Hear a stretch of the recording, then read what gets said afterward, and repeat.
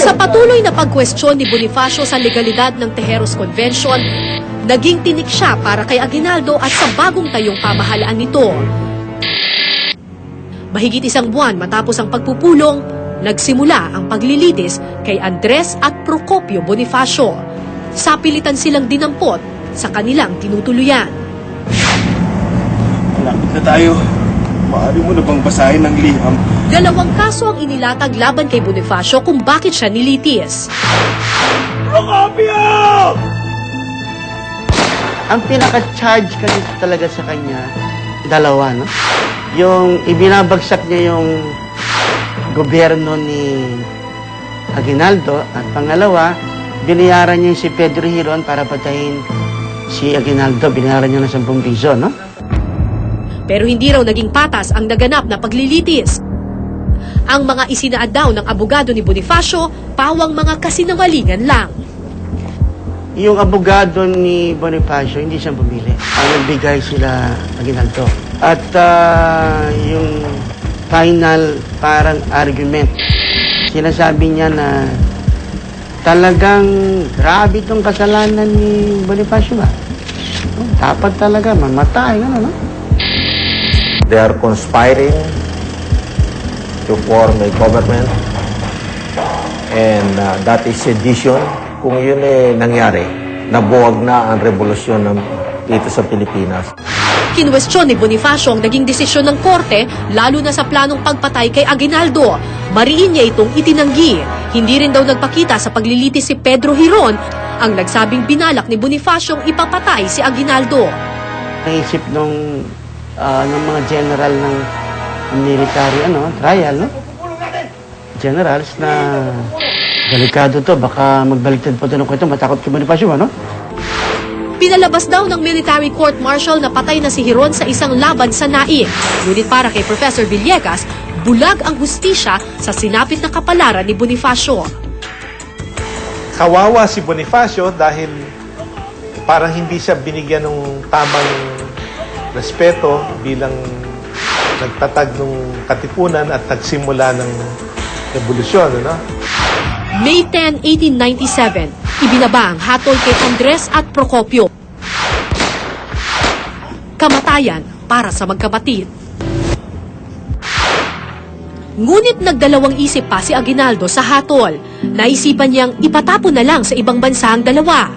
Kinumbinsin nila si Aguinaldo na bawiin ng kanyang order na ipatapon na lang. Ipagpatupad ang sentensya ng kamatayan. Sa bundok ng Maragondon, Cavite, isinagawa ang pagpatay sa magkapatid. Kasabay nito, ginahasa di umano ng isang tauhan ni Aguinaldo ang asawa ni Bonifacio na si Gregoria de Jesus. Ang official documents ay attempted. Pero nung nakausap ko yung isa sa anak ni Gregoria, sa second husband niya, ano talaga nangyari doon tungkol sa rape? Ang sabi niya sa akin, hindi sumagot si nanay. Umiyak lang. Kung sakaling nandun ako sa actual na lalaban ako, ipagtatanggol ko yung lolo ko. Sayang yung tiyo namin, ipinapatay na walang kalaban lamang. Hindi rin sinabi kay Gregoria kung buhay pa si Bonifacio, kaya raw ito umakyat ng bundok. Alam mo, si Gregoria, sinabi nila, andun lang doon sa bundok, pinaganap nila 1 buwan. Walang kinakain. Walang sira-sira na yung damit niya ko. Natutulog lang sa lupa, hanap siya lang hanap. Dahil dito, iba-ibang pananaw na ang nabuo sa nangyari sa Maragondon. Kung binuhay mo din si Bonifacio, manggugulo naman siya. Kung nasa sitwasyon ka naman nung kampo ni Aguinaldo, hindi mo rin siya pwedeng hayaan na buhay, ano? Marahil, kailangan mo talaga siyang patayin, ano? Hindi dapat pinapatay si Bonifacio noon. Malamang ay dapat pinanindigan niya yung unang yung kanyang commutation ng sentence na banishment or exile. Para sa mga Aguinaldo, malinis ang kanilang pangalan at ang kanilang lolo Emilio pa rin ang dapat na tawaging pangulo. Kaya yan ang kinikilala naming hero ng pamilya sapagkat siya ay nakapaglaban sa Kastila at naproklama niya ang ating kasarnilan. Ngunit para naman sa mga Bonifacio, hindi maikakailang si Emilio Aguinaldo ang nagpapatay sa kanilang lolo Andres. Yung pagpatay sa kanya, state-sponsored killing yan eh.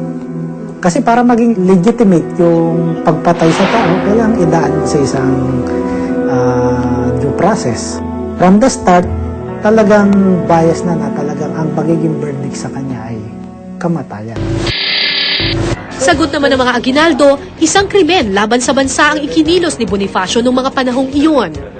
Meron din kaming mga storya at mga history books at sources na magsasabi na nararapat lang yung naging desisyon ni Emilio Aguinaldo noon, considering yun ay panahon ng digmaan. Para sa angkan ng mga Aguinaldo, walang alitan sa pagitan ng pamilya nila at ng mga Bonifacio. Pero iba ang pananaw ng mga apo ni Andres.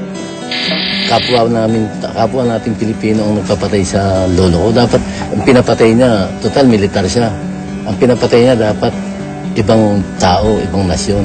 Hindi si Andres Bonifacio pinatay niya.